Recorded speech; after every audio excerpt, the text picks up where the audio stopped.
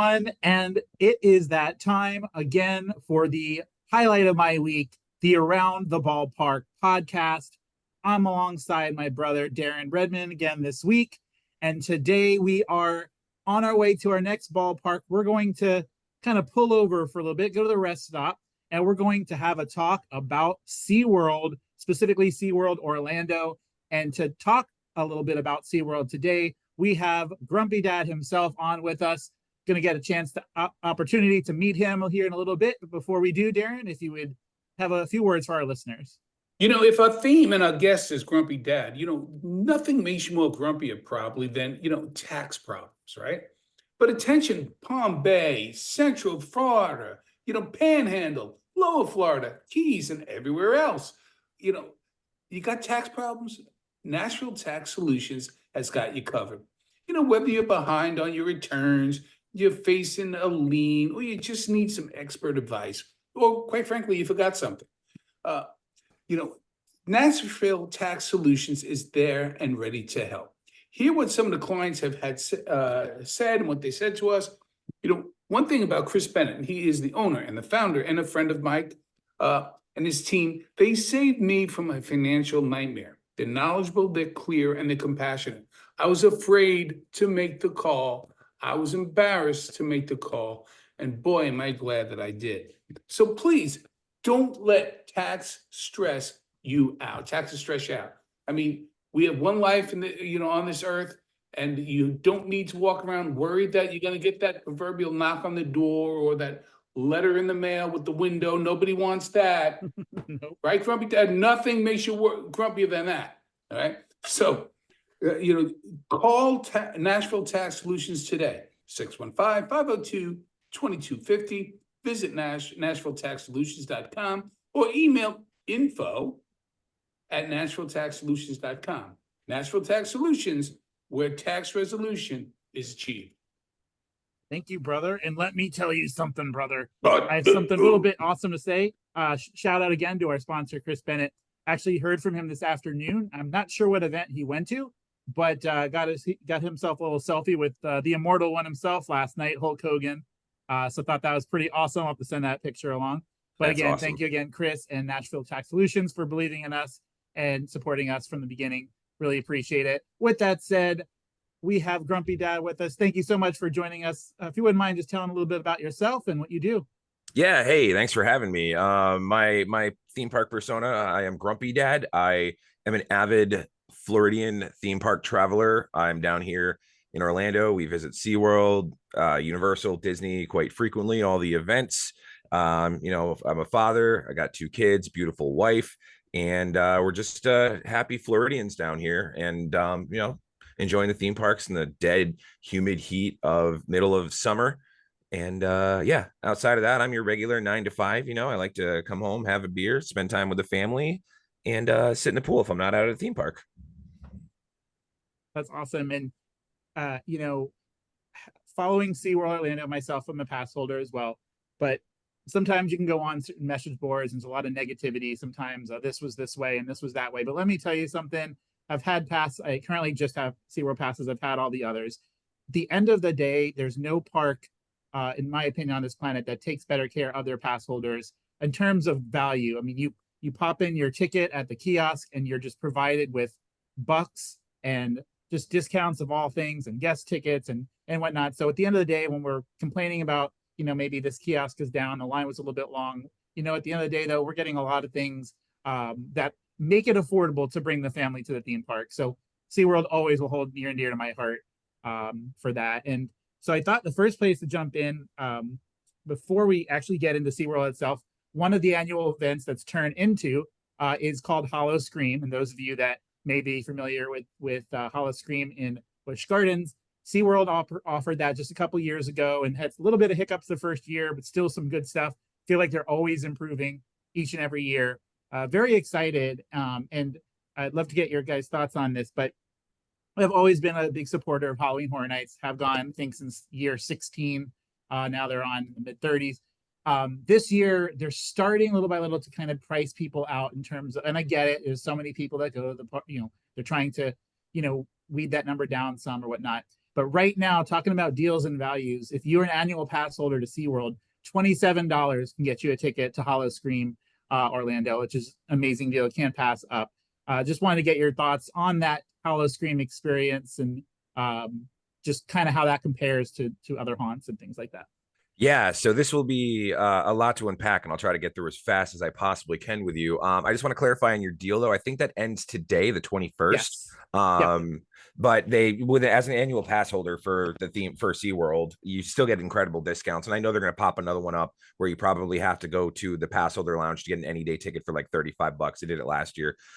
In regards to Hollow Scream and the Halloween events, I've been doing Halloween Horror Nights since 2000. So this year will technically be my 33rd and a half year. And I consider that half year when we were going through the pandemic that we had going on, and we had the two houses that were open during the day. My wife and I still managed to go to that. So we called it Halloween Horror Days. And our tradition has always been like, do a house drink. And so we did that with Tooth Fairy and Bride of Frankenstein. And we did each house 6 times, which is amazing for the day. But I mean, I got a job at Universal Studios when I first turned 18, just because I heard it was better prospects to be hired into Halloween Horror Nights. I've worked at Halloween Horror Nights as a character for the Where Evil Hides house way back when it was in Las Correntas, Halloween Horror Nights 15. I did Bloody Mary in the Bloody Mary house. I did Dead Exposure in Dead Exposure. So I mean, the haunts have been very close to my heart all for life. My wife and I specifically got married in October on an early morning wedding, so that way we can leave the wedding with our bridal party to go to Halloween Horror Nights that night with everybody. So the Halloween events are very special to my heart. Even like shameless plug here, my best friends and I, we started our own Instagram last year called Guardians of the Galaxy, and we travel the country going to various haunts and extreme haunts, and we're trying to get going on that one. But yeah, so that's a little of my credibility when it comes to the haunts.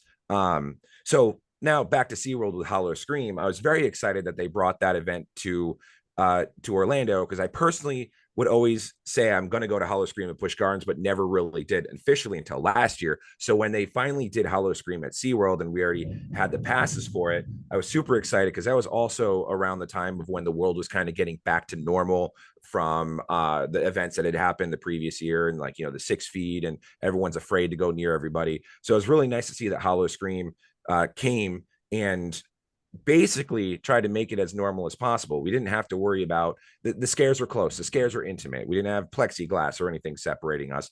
And I quite frankly think they did a very good A for effort beginning to their first year with Hollow Scream. You know, very good intimate scares. The one thing that I appreciated about Hollow Scream that more than I did with Universal, or have been with Universal in the past few years, that Universal relies more on loud boo buttons, sound effects, and they don't really have that intimate scares like the Hollow Scream events do, or some of these other haunts that I've been to. So it was really nice and refreshing to see some of these things that Universal used to do at Hollow Scream or at Halloween Horror Nights in Hollow Scream. You know, we had the knucklers that ran and slid on the ground and caused sparks everywhere. You don't really see that at Universal anymore.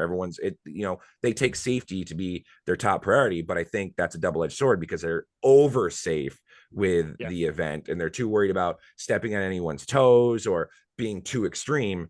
You know, back in the day, you could genuinely say Halloween Horror Nights was a PG-13 or up event. I don't feel you can do that anymore, but Hollow Scream, I feel, is carrying that torch now, because they are still pushing those boundaries. They are still getting in your face. They are still catering that scare to each and every single individual person. So I'm really, really, really excited for it this year, because we have new houses. And in the past 3 Hollow Screams, we virtually had the same 3, maybe 4 houses. You know, you had the Wild Arctic house, you had the Bayou house, you had the Pirates house, which I appreciated what they did last year by making you go into it backwards. We had the Blood Realm house with that 2 years in a row. So I think the only repeat we're getting this year is the Delirium house. So it's going to be wonderful to see 4 new houses out of 5. So I'm very excited for Hollow Scream. Very excited. Yeah, I saw that. And just a quick shout out, in all transparency, honesty, all the years I mentioned I've went since HHN 16. I went to a couple before, but that's like been Dead Exposure. Those Halloween Horror Nights fans, to me, is still the #1 house of all time. Just something about that house, certain spots was just amazing.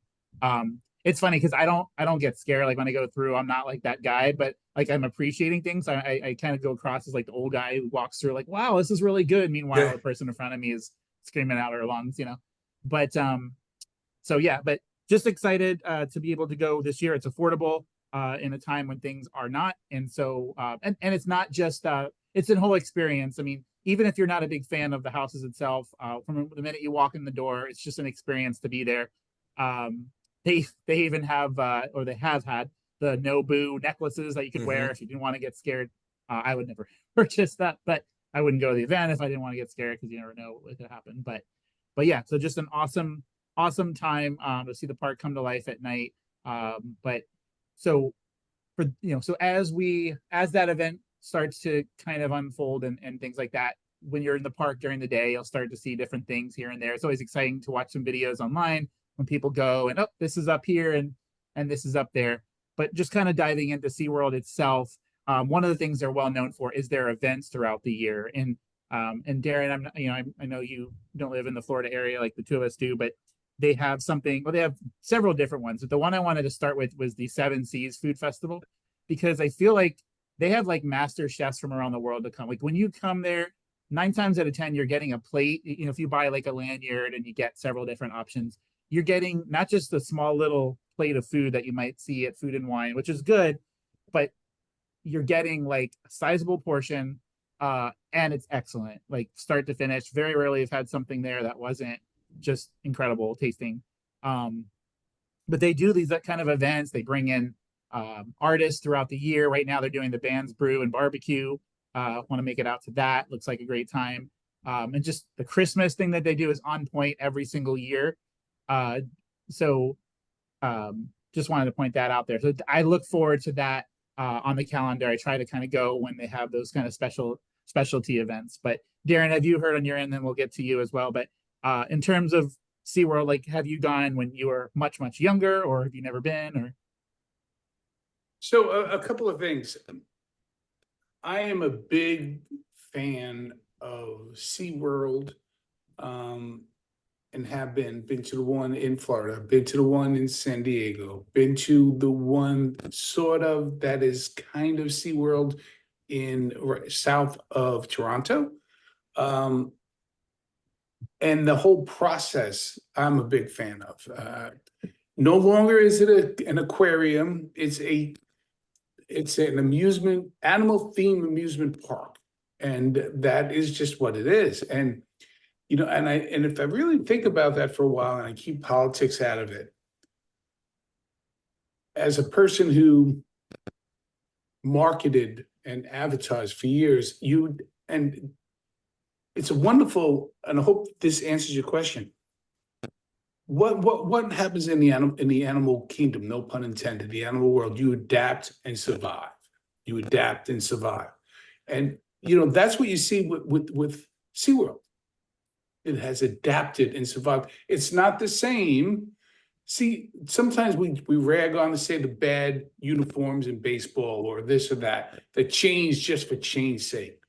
Well, when culture changes and things change, and you're going to have to survive, you have to change and adapt. And they have been spot on with the way that they have incorporated and stayed true to sort of the core principles, but have so many different things that have happened. What's today's date? Today's the 21st, correct, of July. Now, we don't know when this will come out that we're doing, but I have to tell you, already you're starting to see Halloween stores opening up. And SeaWorld puts together a real impressive product to embrace. This is what the people want. So I love what they're doing. I think it's fabulous. Yeah, really is. And they just give you so much variety. You could go to you could stop going to Magic Kingdom for 5 years and kind of go, and you might taste a different dessert and see a different pop-up, sidebar food cart or something. But for the most part, they stay the same. And you're exactly right. SeaWorld adapts very well. They constantly improving. There's always something for everybody. If you don't want to stand in the lines, there's things for you to look at, things for you to do. It's just all over the place. And that's what people want. They want to see different things while they're waiting in these really long, humid temperature theme parks and stuff. They want to see things all around them. And the amount of attractions that they've built here, and just in the last couple of years alone, it seems like other parks maybe take longer because they have to use this in the SeaWorld. It's like the one before we'll get into Penguin exhibit here in just a second, but they've built some of these attractions that seems like in less than a year it just goes we're going to do this and it happens. And some other parks, I think Guardians of the Galaxy alone at Epcot took almost 4 years. Tron took just over 4 years. So SeaWorld is impressive with what they can do in just a short amount of time. So I haven't got to yet, but Grumpy Dad, if you wouldn't mind kind of just going over that Penguin Trek, that newest attraction. My wife is I think if she had a choice between a week with the Penguin or myself, I think she'd go with the Penguin. But what are your thoughts on that if you got to experience that, and what could we look forward to with that ride? So we like brutal honesty, right? Is that what we're Yes. going for? Because I've got my opinion at the very end of the ride, but first impressions of the coaster itself, we'll just start from beginning to end. I think it's a very pretty, very tame looking roller coaster. I think it's a great in between from Grover's Boxcar Derby, which is very clearly a kiddie coaster, like the little 2-rail, nothing too crazy. But then when your child hits 42 inches, like I have twins that are now in that 42 to 48 inch range, and coasters like Guardians of the Galaxy might be a little bit too intense for them, and like Revenge of the Mummy, when they hit 48 inches, will be a little too intense for them. But they can look at Grover and be like, that's a little kid roller coaster, and then look at Penguin Trek and see that looks like Mako is one of, and this is not just because I'm ringing the SeaWorld bell or anything like that, but Mako is one of my favorite roller coasters that I've ever been on. It's a great coaster. It's a lot of fun. The very first Scream, I rode it 9 times in a row without getting up because there was no one there, and I can do that nonstop over and over again. I love Mako. It's my happy place. So it's nice to see that my twins can recognize the track layout and the design is similar to the big, intimidating, scary coaster that they might not be ready for. So it's a good stepping stone for them. So already I already have my girls excited to go on this ride.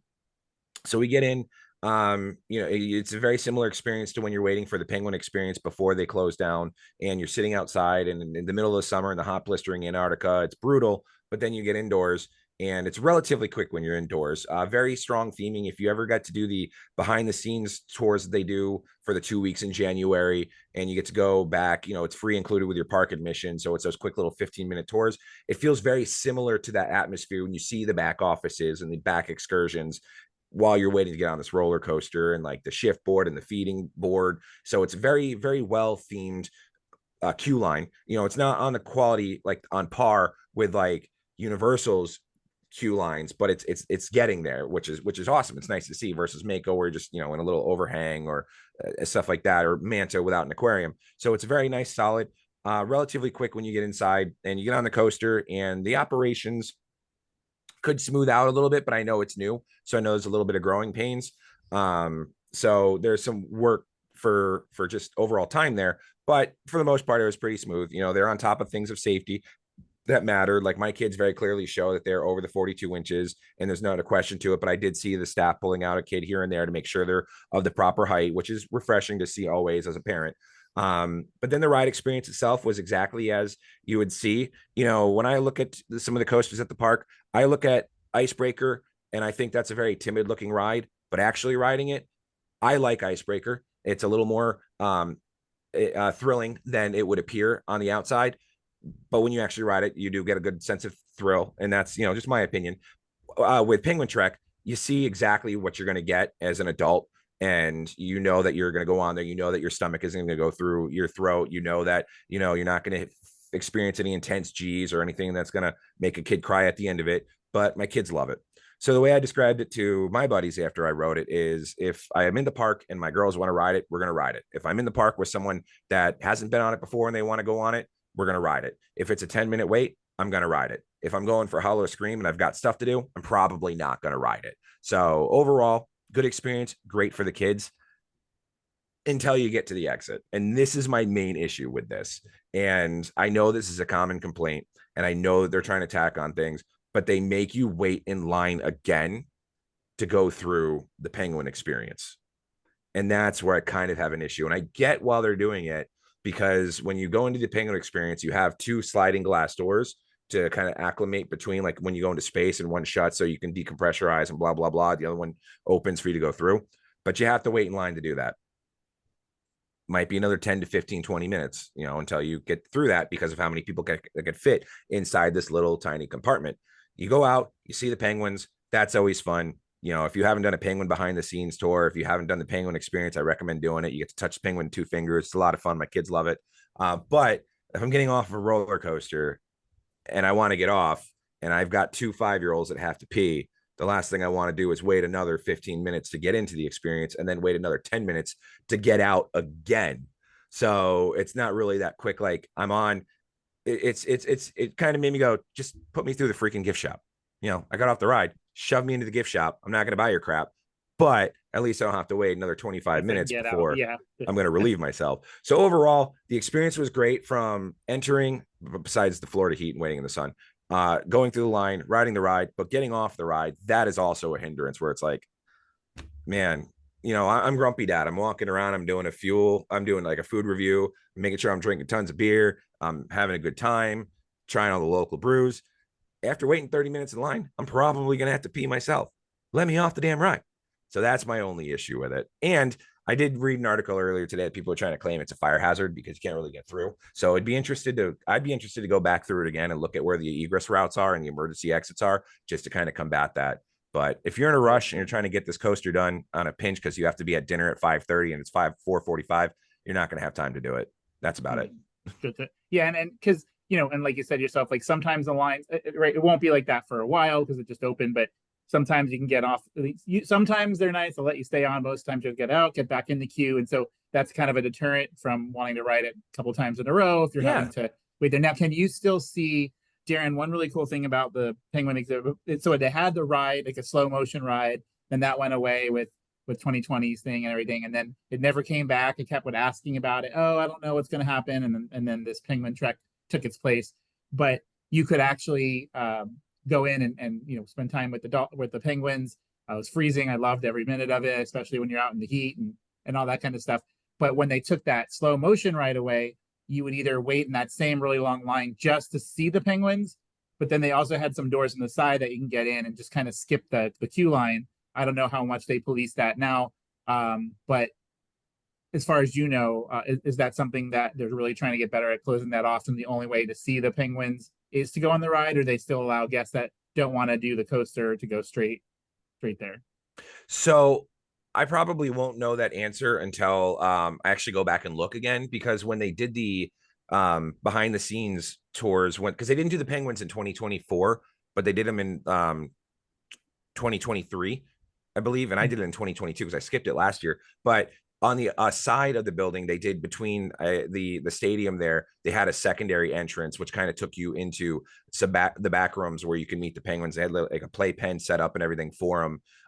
And you could see some of the old ride track and some of the loading queues for the old Penguin Encounter, Penguin Trek ride. So I'm not sure if that's still there, but that would be something I would look for. Because when you're walking past the stadium and Antarctica's on your left, if you go past it a little bit more, there'll be like a line of shrubbery and 5, 6, 7 foot tall bushes and a little pathway that goes down into the building. And that's where they're loading you in for that behind the scenes encounter. So I'm wondering if that's still there, because that was a big portion of the building. And then that dumped you over on the very, very, like if you're looking at the Penguin Encounter right in front of you, it's on the very, very, very, very far right, like all the way around. And that's where that would go in. So you could start the encounter and then walk your way out to the exit. So it'd be interesting to see if that's still there. Yeah, that'd be interesting. And so what I wanted to chat about next, Darren, like to get your thoughts. So obviously it was the Shamu and now it's the Orca experience. And so I'm sure you've been to relocations. So I'm sure you've seen that. It felt like in the early years, it was like that was the experience, like that was the highlight. Now you almost forget that they still have that when you have everything else going on.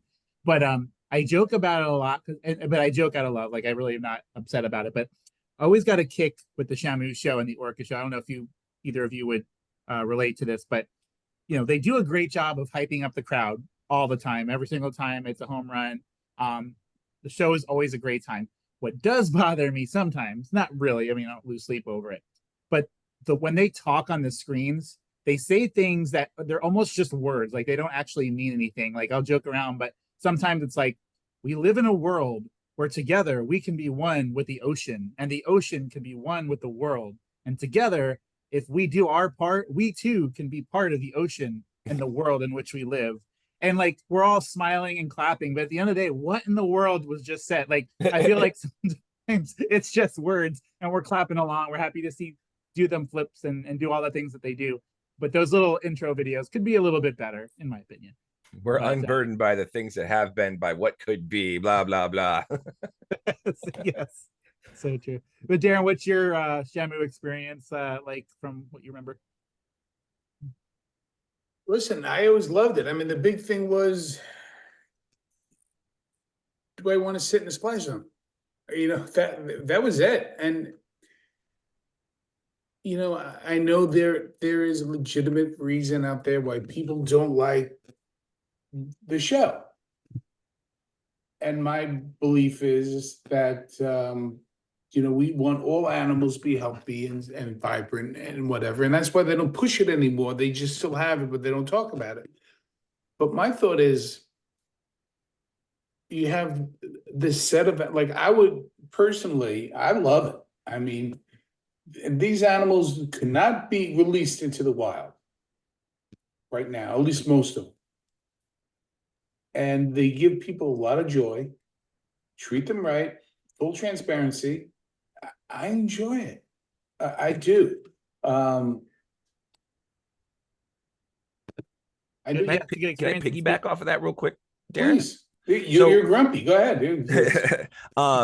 You know, like you started making a comment, like, you know, what the park has been and what it, you know, it's going forward and stuff. But, you know, and I understand there are people out there that are like, oh, these animals are in torture and abuse and everything. But you have to look at the good that SeaWorld has done when you walk into the park and you see how many millions that are donated to. Yep. So, unfortunately, like, yeah, we do have these beautiful animals in captivity, but it's more or less kind of one of these, like, it's better for the many versus, like, you know, the sacrifice of a few, you know. 100%. These are, thank you. These are in captivity animals, and the money raised has saved thousands, you know, of fish and mammals and animals of all types.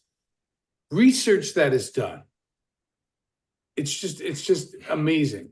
And to your point, David, you know, especially nowadays, the pluses now, I believe, far outweigh any sort of negatives. And it's not an easy job to do. I mean, these people love animals. They get involved in this because they care. Mm-hmm. Yep. And as we're talking about shows, another one now, which I'm going to talk about, the Sea Lion and Otter show. I want to kind of go there next. So this is a show that's had a couple different reincarnations over the years, right? And I think the current one, not my favorite compared to some of the prior, but something they did many years ago, to most people, they just go and they have a good time and don't think anything of it, was sheer brilliance, having the mime guy or guys, right, do what they do. For, you know, you're sitting there in the heat. Yes, some of the seats are shaded and whatnot, but you got to get there 30-45 minutes early to get a good seat for the show. So you're just kind of sitting there, and the kids, you know, Mom, I want to go do this, I want to do that. And to have somebody that can relate not just to the children, but to the adults as well, and do what they do day in, day out. You know, they're always coming up with something. One of my personal favorites is when they're kind of getting close to the beginning of the show, and that family comes and they're like, oh, 3, okay. And they're escorting, and the next thing you know, they're pushing them out the other side exit. And, you know, you've seen it 15 times and it's still hilarious, you know, each and every time. Or, you know, the rocking the baby and toss it over, you know, into the water. But that's sheer brilliance to be able to hold the interest of a crowd. Like sometimes some things will do music and whatever, but just outside the box thinking. I always really appreciated that about that show.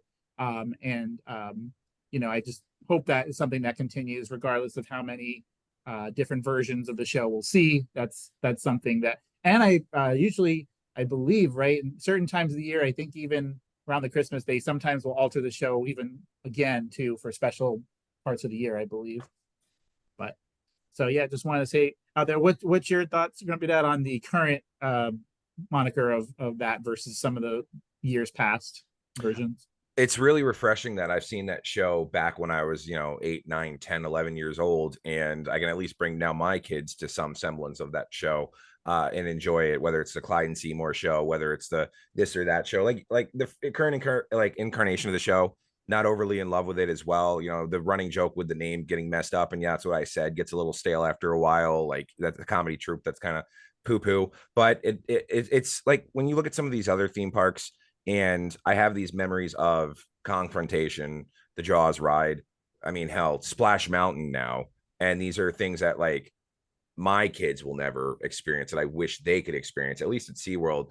Even though whether we call them orcas, killer whales, or Shamu, there's some kind of incarnation that my kids can see. The Clyde and Seymour otter and sea lion show, they can go see that. Feeding the sea lions after the show is always a fantastic memory that I had. Now my girls and I can feed the sea lions together. The mime was something I remembered when I was a kid, and to see like some of these mimes that I saw when I was a kid still working there, and then changing their comedy and their dynamics to the culture and what's going on now is quite refreshing. So it's nice to have that like appropriately done nostalgia still there that I can bring my family around to. So whether the show is enjoyable, the animals are still beautiful. The giant like sea lion that comes in at the end, he's always fun to see. So yeah, so it's nice that we still have those elements, the dynamics that I can remember growing up, and then I can now pass off to my girls. Yeah.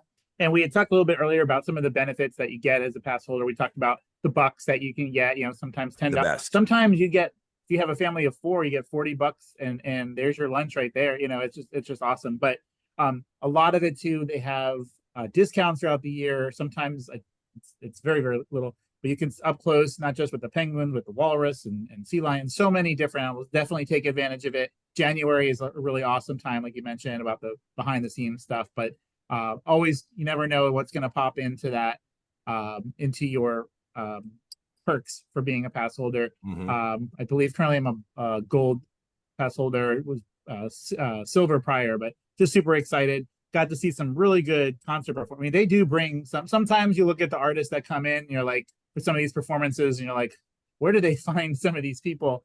But then some are awesome. I remember going on the Sky Tower, and that's, I think, Darren, you've probably been on that at one of the locations. That's the old school one where you go, very slow all the way up and 360 view of the whole park. And I remember that night at that time was Vanilla Ice was performing, and I was like, oh, 1 or 2 songs, whatever. But as I'm up there, seeing Michelangelo on stage with Vanilla Ice doing his thing, I was just like, oh, this is fantastic. I wish I would have went over there, but I kind of got in the line and took a little while or whatever. But I've seen so many good, and it comes with it. There's no additional cost. Other parks sometimes tack this on and tack that on, but the value that you get as just from everything, not even the perks, just alone, what happens through the year, just awesome. And I love going around Christmas. Just from the hot cocoa, it's like the 1 month a year we can drink it here in Florida, maybe January. But I just love everything about that experience as well. But one thing I want to kind of chat about next is why you're not a platinum pass holder, because you need to be a platinum pass holder, especially living down here in Florida. I probably should. Yeah, definitely consider it. I did upgrade to the gold, so let's see, that might come. I might get the itch to get that one, because get a quick as many times every day. I'm about an hour 10 minutes south of SeaWorld, so it's not a bad drive at all to go, so definitely consider that. But they also have the Sesame Street Land. I want to kind of chat about that next, and I feel like we'll have to have a part 2 into part 3 of this as we go, because there's so many things to cover. But we'll kind of, we only get about 5 minutes or so left. But Sesame Street Land, I'm not sure, Darren, if you're too familiar with that on your end, but it's a land, obviously, where you can bring the children. There's plenty for them to do and that sort of thing. But I bring this up because, so 2 years ago, we were looking for something to do on New Year's Eve, and wasn't quite, and Grumpy Dad, haven't really mentioned this to you yet before, but currently my wife and I are children's pastors at our church, have a great time doing that with the kids and whatnot. Our kids, though, are 17 and 13, so they're kind of at that age where, like, it's okay to go to the park once, but stop trying to take me 10 times. I'm like, I would go every day if I could. So we're sitting there, I think it was 2022 December, and we really wanted to go for the Christmas, and they didn't want to go. So we're like, okay, and because they still had Christmas stuff up on the 31st. And we're there, and instead of doing like the normal adult thing, we're sitting there Now their New Year's ball drop was like 9 o'clock, but we're sitting there having the time of our life in Sesame Street Land on New Year's Eve, rocking out with like all these families with their kids and stuff. It's just me and Eileen just rocking out, having such a good time ourselves, just doing that. And the kids weren't even there, but they even make that fun. Like I was just like a big kid watching that parade and all that kind of stuff. Just so awesome.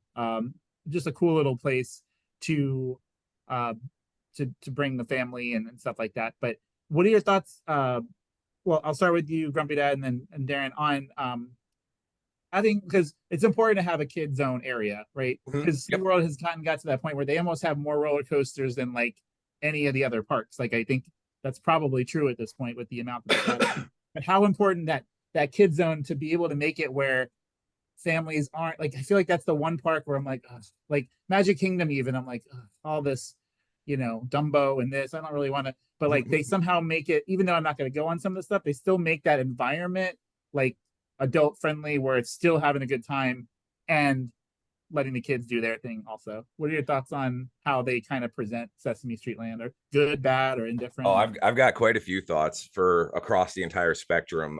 So first off, I'm going to say Elmo's birthday this year was bumping in Sesame Street Land. They had the DJ popping off. Like even when my wife and I were just kind of hanging out while the kids were doing, kid things, the music, the pop music was, people dancing in the street. We're dancing in the street. It was bumping. All right. So that was a lot of fun. That was great, for all the adults and all of us that are in denial about it, being in our late 30s, listening to 90s and 2000s music playing in the streets.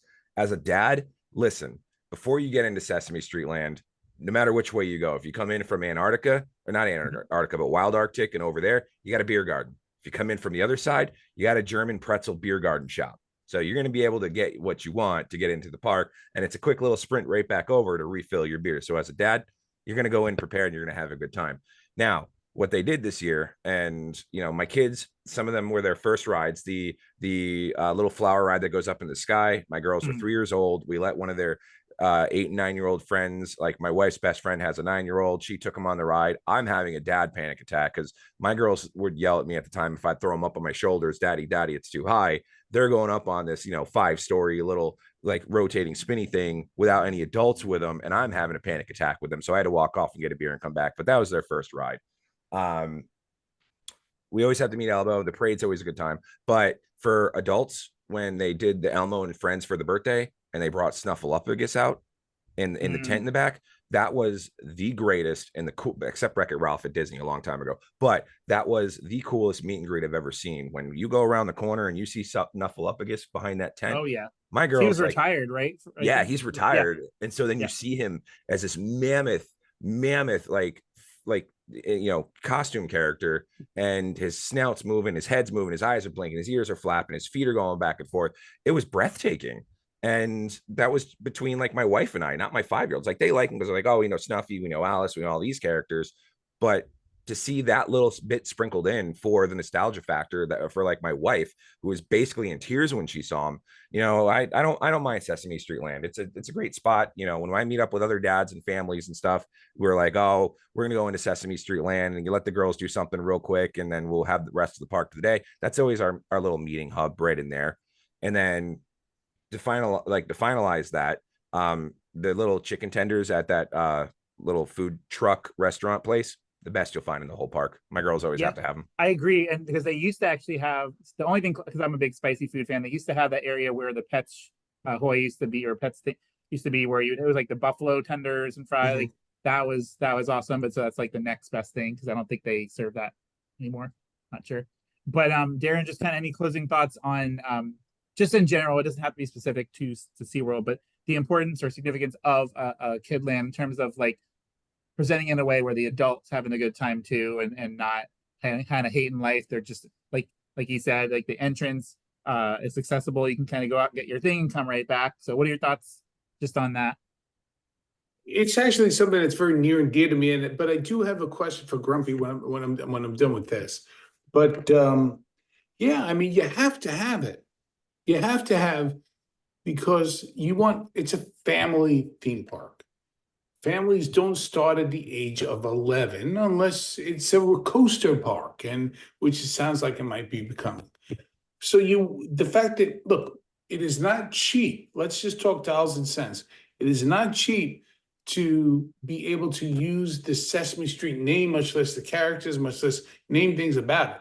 So I think it's wonderful. I think it's a wonderful thing to do. I know, for example, when my family went to Turks and Caicos, one of the reasons we went to that particular place was because they had a place for very young children, which was with Sesame Street characters.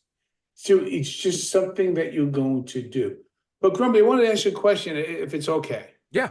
Because, one thing with our viewers and our listeners, obviously they're listening to this because they love SeaWorld. Somewhere, and they're not all people that have been there. I remember the first time I went to Disney, the internet was just kind of coming out there. I mean, I did not go till much later in life, and I was blessed to be able to take my daughter there, and then later on, of course, my son. What hacks do you have for the person who's never been there before?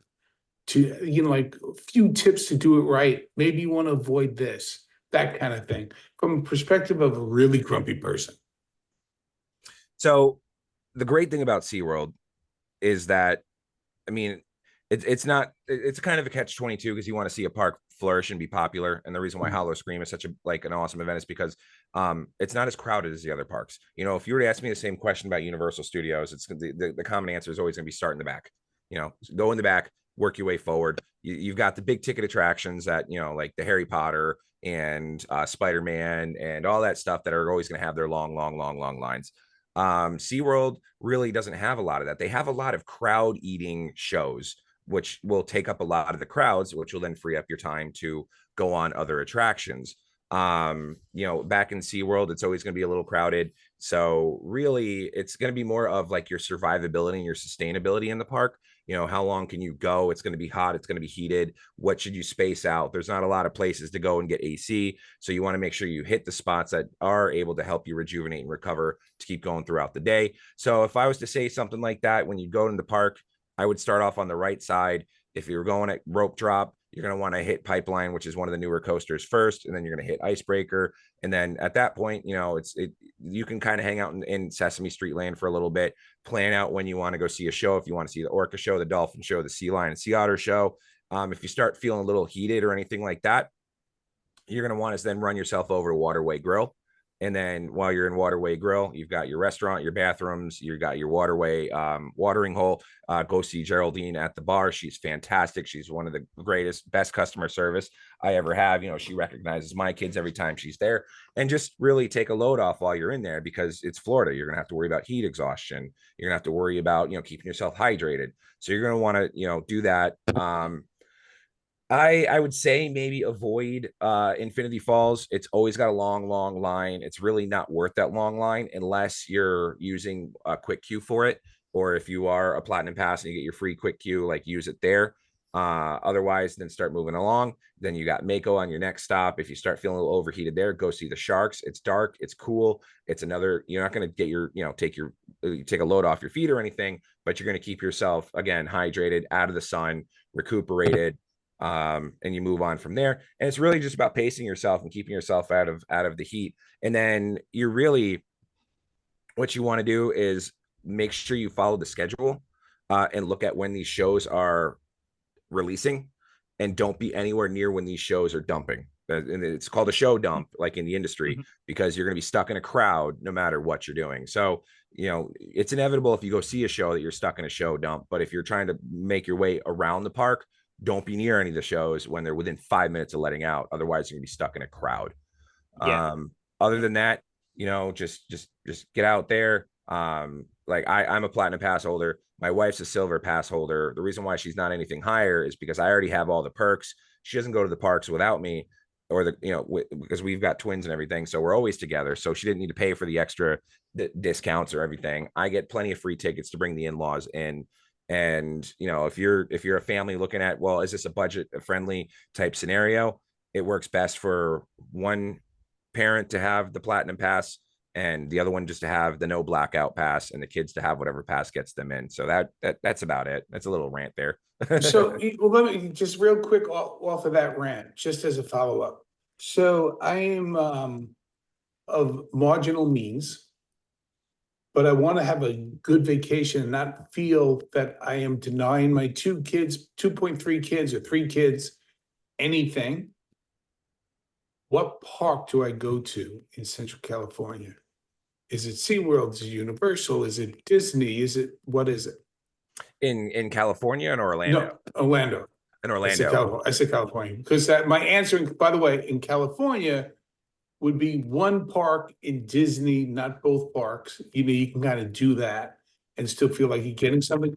Or believe it or not, you know, we have some parks there that are really, really good that you probably never heard of. Like, I like Magic Mountain a lot. If you're a coastal person in California, Magic Mountain, very, very reasonable price. Yeah. It's wonderful. But go Yeah. ahead in Orlando. We'll be back in California at the end of September for Halloween Horror Nights, Not Scary Farms, Disney, and all that stuff. My wife. Knott's Berry is another very good one. It's very, very good. I'm excited for that, for their 51 year. I wish I made it out there last year for their 50th year for Not Scary, but so it's a little, so I mean, if you break down the question, if you're a family that doesn't want to get a second mortgage on their house to go on a family vacation, SeaWorld is going to be your theme park. You know, just the value of the park. It's big enough to be a full day adventure, and you know they have plenty of ways to save on a ticket, or you know things that entice you to buy a ticket. If you're looking for that first time magic, you know, excuse me, if you've never been to Disney and you are a family, and being in the hospitality industry down here for so long, I know there's families out there that save up, you know, 2 years, 3 years, 4 years to go on a Disney vacation. And these vacations cost between like $8,000 to $16,000 if you're staying on property, if you don't have transportation, if you're eating on property every single day. But you're never going to get that moment of seeing the castle down Main Street for the very first time in any other theme park. And those that are Disneyland fans that have the little tiny dinky castle on Main Street, USA, you can fight me all day long. You can DM me. I don't care. Disney World and Magic Kingdom are by far superior to those parks. And when you come around and you see Cinderella's castle, it's going to blow you away. Yep. You're not going to get that moment at SeaWorld. I'm just going to be very candid, very, very, you know, upfront right about that. You're right. But you're never going to, at Disney, you're not going to get to see the majestic moment when you see a orca, a killer whale, a shamu, whatever you want to identify it as, come out of the water for the very first time and splash and touch down, and the amazement and the mesmerizing wave that you feel throughout the crowd, seeing that big, beautiful creature do that the first time. You're not going to get that over at Disney or anything like that. If you've got little kids and you got big kids, SeaWorld has a perfect blend between the two, with the shows, with the animal interactions, with the roller coasters, with all that family friendly stuff, whereas the other parks are really niche, in my opinion. Yeah, very well said. Couldn't have said any better myself. Really, with SeaWorld, you know, a lot of times it's funny because someone will be opt to do something at Disney that might be the same thrill as SeaWorld because it's inside of a building and they have the bells and whistles, whereas SeaWorld could be the same exact coaster, but it looks a little intimidating because they don't spend the millions on like the intricacies like they do with Galaxy's Edge and things like that. But at the end of the day, it's the same experience a lot of times once you're actually on the ride. It's a lot of people like that build up and look around the queue before you get into the attraction and whatnot.